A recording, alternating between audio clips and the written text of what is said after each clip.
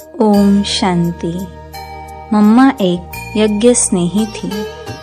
यज्ञ की स्थापना में उनकी शिरोमणि पवित्रता, घोर तपस्या और अटूट निश्चय था।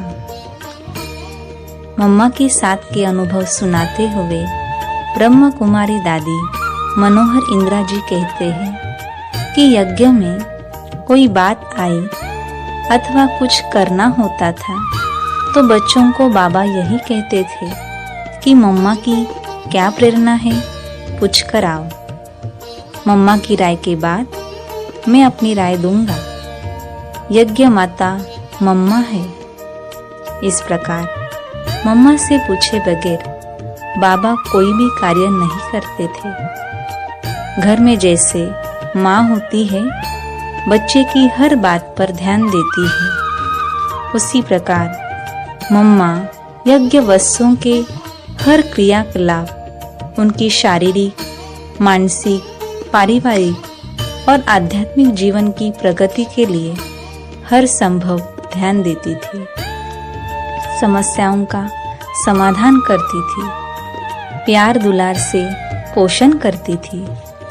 मम्मा हर यज्ञ वस्तु का दिल जीत लेती थी। सब कुछ करते हुए भी ज्ञान की गहराई में जाकर ज्ञान के रहस्यों को सुनाते हुए भी कभी सुनने वालों को यह महसूस नहीं होने देती थी कि यह मेरी विशेषता है।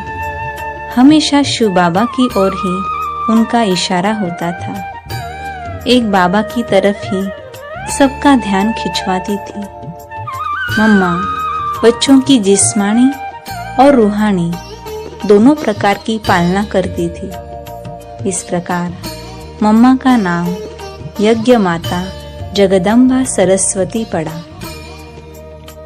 ब्रह्म कुमार भ्राता ओम प्रकाश जी अपना अनुभव सुनाते हुए कहते हैं कि मातेश्वरी जी जहाँ तहाँ सेवा केंद्रों पर प्रवचन करने जाती थी। जितनी भी उपहार वस्तुएं मिलती उन्हें न स्वयं प्रयोग करती न दूसरों को प्रयोग करने देती।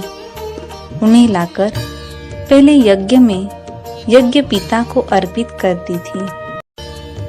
ब्रह्म कुमार भ्राता महेंद्र जी मम्मा के साथ के अनुभव सुनाते हुए कहते हैं कि मातेश्वरी जी का यज्ञ से बहुत स्नेह था। वे कहा करती थी कि यज्ञ की कोई चीज बेकार नहीं जानी चाहिए। एक बार की बात है कि यज्ञ बस गेहूं साफ करके बोरी में भर चुके थे। कुछ गेहूं इधर उधर बिखरे हुए थे। मातेश्वरी जी ने ध्यान दिलाते हुए बड़े ही स्नेह से कहा कि एक एक गेहूं का दाना एक एक मोहर के बराबर है। वे यज्ञ की एक एक चीज की कीमत जानती थी एवं बतलाती भी थी।